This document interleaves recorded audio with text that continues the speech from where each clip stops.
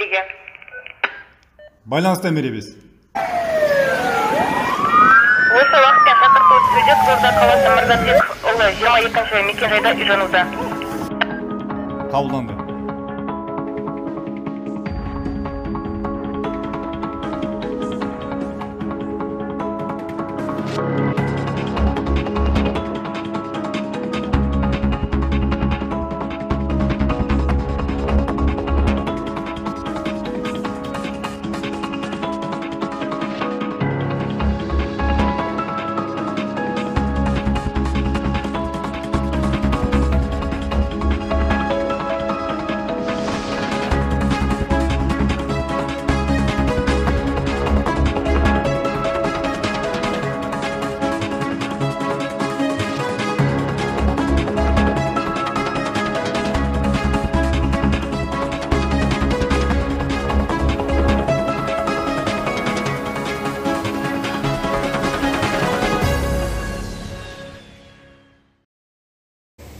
Сағат 25 минутта өрт оқшауланып, 19 сағат 36 минутта өрт толығымен сөндірілді.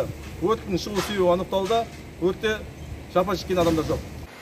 Өрт 16 сағат 46 минутта оқшауланып, 37 сағат 00 минутта толығымен сөндірілді.